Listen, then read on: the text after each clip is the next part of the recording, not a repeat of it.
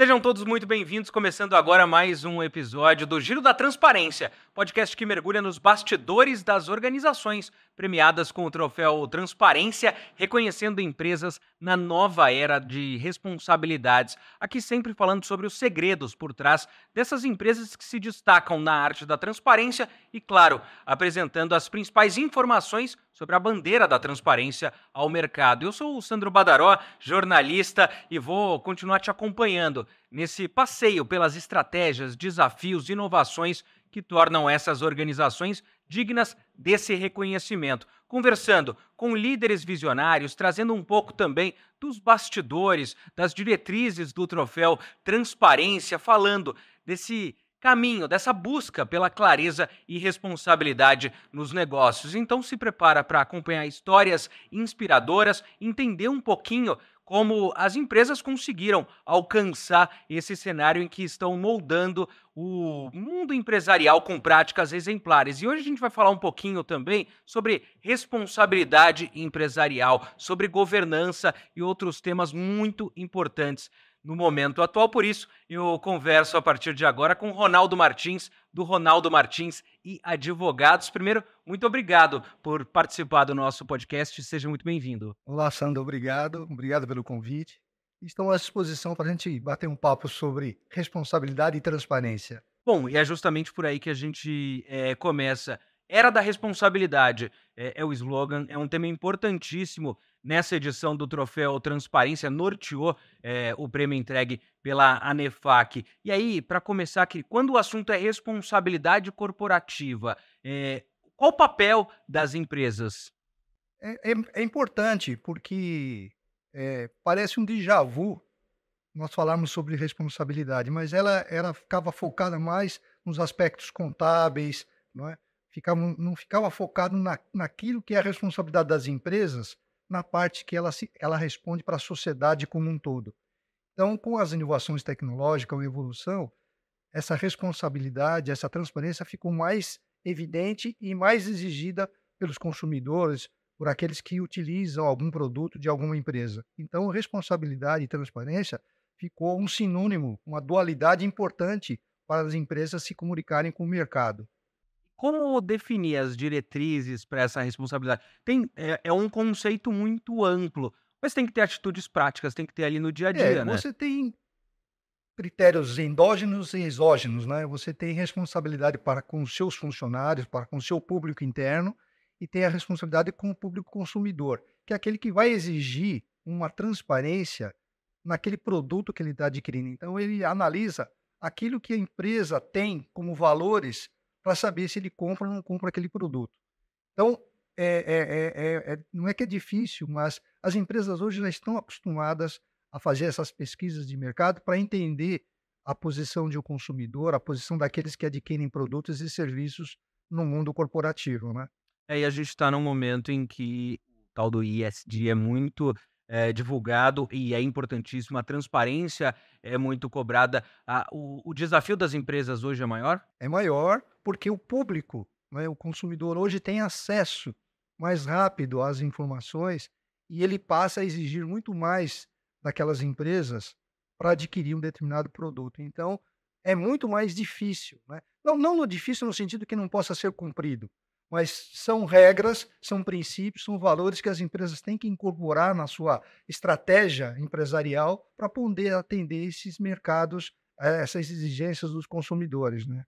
A gente tem acompanhado, não é de hoje, é algo histórico no país, mudanças na legislação e em várias legislações. A gente discute muito, vira e mexe fala sobre segurança jurídica aqui no Brasil. E quando a gente traz isso para a transparência corporativa, como as empresas têm que estar atentas a isso, como avaliar o impacto dessas mudanças para continuar uma empresa transparente?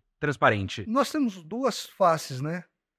Um lado que é uma exigência legal, então, porque o nosso sistema jurídico é um sistema codificado, então ele procura disciplinar todas as regras, mas tem aquelas que não dependem de regras escritas, mas dependem de costumes, de valores, de aspectos morais, não é? Então, a segurança jurídica fica voltada mais àquilo que o ordenamento trata e codifica. Então, isso traz uma certa, não vamos dizer segurança, mas traz um roteiro para as empresas.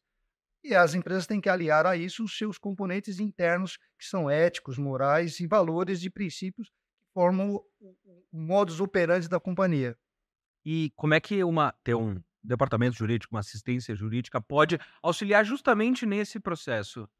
É como traduzir para o corpo interno essas regras que o direito codifica como aquelas que devem ser respeitadas. Então você tem, a legislação ambiental que trata de uma série de pontos e impõe penalidades ou impõe procedimentos, você tem regras contratuais, você tem regras tributárias, você tem um universo de regras jurídicas que as empresas têm que passar a respeitar sob pena de estar descumprindo alguma norma e estar sujeito a uma sanção, não é. Então, facilita porque isso está praticamente codificado. Agora, nem toda a legislação abrange tudo aquilo que deveria ser, não é. Então, isso facilita um pouco as empresas, a área jurídica, né, na disseminação desses conceitos para que eles sejam respeitados. O mais difícil é justamente você baixar a régua dessas normas jurídicas para o chão da fábrica, por exemplo. Então, tem que ter um trabalho de intimidade, tem um trabalho de proximidade com todas as áreas para que todo mundo conheça essas regras, né. Esse é um ponto importante. Tem as regras, tem o que é obrigatório, tem o que legalmente você tem que fazer, mas tem outras dentro, do ambiente corporativo que você precisa seguir. E aí vem a governança. Como estruturar bem a governança de uma companhia? Hoje esse é um dos grandes desafios das companhias, sejam elas as fechadas ou as companhias abertas, porque exige uma política de governança. Essa política de governança ela envolve desde o chão da fábrica até a alta administração. E a gente vê que a dificuldade até são nos exemplos que nós temos aí. Eu não poderia nem fazer citação, mas o caso Americanas, agora o caso Magalu, que você vê que tem determinados procedimentos que saem do chão da fábrica, saem do corpo administrativo e chegam até no alto comando como irregularidades. Então, esse componente ético é o componente mais complicado de você ter uma gestão de compliance, de você ter uma estrutura adequada dentro das empresas que analisem desde o do mais baixo ao mais alto os comportamentos e as regras que têm que ser respeitadas. Dentro do compliance, a empresa pode ter um departamento em que vai receber denúncias da menor a maior de todos os tipos. Tem empresas que vão levar isso até o fim, vão investigar, se for o caso de punir, se for o caso de retreinar, mas tem a possibilidade daquilo, entre aspas, ser simplesmente arquivado. É importante que o processo comece da denúncia, mas que ele seja finalizado? Isso, você usou o termo correto, é um processo. E esse processo ele tem que estar normalizado dentro da empresa e respeitado pela toda os seus componentes, a sua estrutura. Se não tiver isso do alto escalão para baixo, esse é top-down mesmo, né? Você não consegue afirmar que uma empresa tem um compliance adequado ou que ela tem políticas adequadas de investigar tudo aquilo que é uma irregularidade, um descumprimento, principalmente hoje em dia, você veja com essa, não vou dizer política, mas com essas discussões da diversidade sobre homofobia, sobre cor, raça, o quanto isso está impactando, né, as empresas, e se elas não tiverem procedimentos, uma política ou um manual de conduta, ela não vai conseguir atender a todos esses casos e pode até, inclusive, estar sendo afetada na sua imagem, no seu valor de mercado. Então é importante que haja essa disseminação, né, que vai de todos os níveis estruturais da empresa. Você falou aí, queria puxar um outro ponto, por exemplo, a questão de legislação ambiental, que é extremamente complexa. Tendo uma assistência, uma base jurídica para te auxiliar numa tomada de decisão, facilita que a decisão seja bem tomada, por exemplo, avaliando riscos? Não há dúvida, justamente, a existência da legislação já é um parâmetro de conduta. Se você não tem políticas em função do teu negócio, hoje em dia você veja, a parte ambiental, a indústria aeronáutica, né? Quanto que as aeronaves prejudicam o meio ambiente. Então, se as empresas não têm uma política adequada para isso, né, isso vai continuar sendo um câncer, vai continuar sendo uma política em desacordo com o meio ambiente. Então, isso é importante. Aqui tratam de animais, não é a mesma coisa, rios. Então, você tem uma gama de atividades ambientais que estão reguladas, mas que a empresa, pela sua própria atividade, tem que ir além disso, ela tem que ir um pouco mais além daquilo que a legislação prescreve, né. No geral, se alguém te perguntar como é que, essa assistência jurídica tem melhorado, auxiliado a gente ter um ambiente corporativo saudável? Aí eu sou obrigado a fazer um pouco de propaganda pessoal, né. Nós no escritório temos um programa chamado Conheça o Seu Cliente, uma jornada pelos seus negócios. Esse é o melhor caminho para você identificar problemas na estrutura, no modelo de negócio e dar soluções não só jurídicas, como administrativa ou como financeira. Então, se você não conhece o seu negócio, se você não sabe todos os detalhes, as nuances, o ciclo, o modelo de negócio, muitas vezes você pode estar falhando na assessoria ou na ajuda para aquela empresa ter um compliance, ter uma retaguarda jurídica adequada para o seu modelo de negócio. Então, tem que conhecer a atividade. E você tem atividades que, por si só, são, vamos dizer assim, prejudiciais, como é a mineração, e não é uma crítica negativa, mas estou dizendo, você tem atividades, como eu falei, empresas aéreas, mineração, a que trata com os animais, resíduos de animais. Então, você tem atividades que por si só ela já tem um componente relevante para que você tenha políticas diferentes. Então, se você não conhece isso, se o pessoal que está na ponta, que é eu chamo de chão de fábrica, não tiver um apoio, não tiver uma assessoria, uma orientação, provavelmente a empresa pode estar cometendo algumas irregularidades. Então, conhecer o seu modelo de negócio, conhecer o seu negócio é fundamental para que você tenha políticas adequadas. E eu gosto você usou algumas vezes o termo chão de fábrica, e é importantíssimo. Quando você tem tudo isso que a gente está conversando bem feito, bem aplicado, você tem alguém muito mais fácil, pelo menos, ter o chão de fábrica e todos os níveis que acreditam na empresa, né.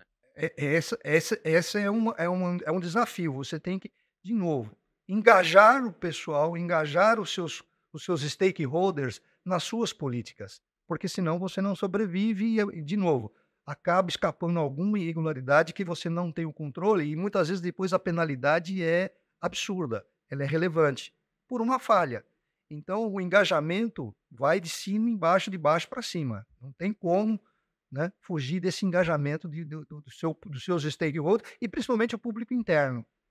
Para a gente encaminhar para o último ponto, isso, claro, as grandes corporações já fazem isso, mas a gente também está falando com corporações menores, a gente está num mundo que todos os dias surge uma startup, negociação de contrato. Qual a importância de você ter essa assessoria jurídica junto com você, ao invés de fechar um contrato? Não, eu estou aqui, dá para a gente conversar e resolver esse. Então hoje contratos deixou de ser vamos dizer assim, um simples documento, né. A gente tem visto aí no judiciário várias questões que estão surgindo e que demonstram que um contrato ele vai muito além de uma simples folha. Você tem que entender aquele negócio, aquilo que as partes estão discutindo, porque hoje em dia você tem o caráter social dos contratos que prevalece sobre a vontade das partes e também a prevalência das partes naquele negócio que estão estabulando. Então, se você não conhece muito bem esse caráter social do contrato e muitas vezes a vontade das partes, você não tem um contrato, né. Todo mundo fica muito ligado nessa questão: "Ah, tem que ter um contrato que tem 1000 páginas", às vezes isso é irrelevante, porque você tem que tratar aquilo que as partes querem negociar ou que elas estão negociando, e se aquilo que estão negociando, né, tem suporte jurídico, tem validade, porque não adianta eu estar negociando com você quantas gramas de maconha eu vou te vender, não é isso. O contrato ele tem que retratar aquilo que as partes estão negociando e verificar se ele tem essa adaptabilidade ao consenso social. Mesmo vale quando a gente está falando de, resolver um conflito, uma disputa, às vezes eu posso tentar resolver um conflito não a palavra certa não é de forma amigável, mas no de palavra, vamos dizer assim. É importante também estar bem assessorado? Você tocou em outro ponto importante que nós temos lá, que são as soluções de conflito. E hoje em dia, eu me lembro muito bem quando nós começamos a nossa jornada no escritório, há 30 anos atrás, a gente tinha uma métrica. Qualquer ação judicial demorava 1 ano e meio. Depois veio a época do Collor, não é? As ações passaram a ter 2 anos e meio. né? E assim foi. E hoje você tem a métrica hoje é uma ação judicial demora 15 anos. Então você não pode ter um modelo de negócio que dependa de um judiciário, e não é culpa do judiciário, mas estou dizendo que você dependa de um terceiro, que é o judiciário, que é um juiz, que não faz parte dos negócios, decidir algo depois de 15 anos. O seu negócio corre o risco de ir para uma recuperação, uma falência. Então, a solução de conflitos passa por essa, vamos dizer, nova atividade da área jurídica, que é para compor os interesses, né? Evitar o conflito, achar soluções para o conflito. E eu acho que é muito mais fácil do que você ficar com o seu negócio modelado em 15 anos numa decisão judicial qualquer. Então, solução de conflitos hoje é outro mecanismo muito importante para que as empresas tenham dentro da sua política de transparência e, né, isso como um fator relevante na administração dos seus negócios. E o conflito vai aparecer, né? Não, sempre, sempre, sempre, porque um compra, um que compra, outro que quer vender, sempre vai haver um conflito, seja porque é preço, seja porque é qualidade, né? Então, a gente viu recentemente esse caso do show, a briga das empresas de telefonia com o atendimento. Então, conflito vai existir sempre, e principalmente nessa nova fase de internet, de discussões onde todo mundo apresenta os seus pontos de vista, né? Todo mundo entende de tudo, então conflito vai existir sempre. Mas a gente tem que sempre analisar o custo-benefício desse conflito para as empresas, porque muitas vezes ele é muito oneroso. Então a empresa tem que ter, por princípio, saber negociar sempre, porque o custo será sempre menor do que um litígio. Para a gente encerrar, hoje, olhando dessa caminhada que a gente vem, de tudo que vem mudando, as redes sociais estão aí, também impressionam isso. A gente pode dizer que a gente tem um mundo corporativo mais transparente, mais responsável? Se a gente fizer uma régua de 0 a 10, hoje nós temos um mundo corporativo em 7,5, porque estou dizendo, né, muitas corporações ainda pecam por algumas irregularidades, pelo cometimento de alguns descumprimento de alguns desafios, principalmente éticos e morais. Então a nossa régua hoje, ela está bem alta, né, mas não é adequada ainda. Então tem muito trabalho pela frente, muitas coisas a se fazer para dizer que uma empresa é totalmente transparente, é totalmente responsável, porque, como comentei, a responsabilidade não é só escritural ou numérica. Você tem algumas responsabilidades para o público consumidor, para os stakeholders, investidores. Então, você tem muito mais responsabilidades a atender do que simplesmente números. Ronaldo, muito obrigado por esse bate-papo, por essa conversa. Um prazer te receber aqui. Imagina, eu que agradeço. E quando precisar, estamos à disposição. Com certeza. Nessa era da responsabilidade, a gente convida então você a fazer parte da Bandeira da Transparência, um movimento pioneiro promovido pela ANEFAC, uma prática e um alicerce que permite aos consumidores e investidores navegar o mercado com decisões bem fundamentadas. Continua com a gente desvendando como a transparência tem transformado, remodelado o panorama empresarial e financeiro. O Giro da Transparência de hoje fica por aqui. Siga a ANEFAC nas nossas redes sociais e até uma próxima.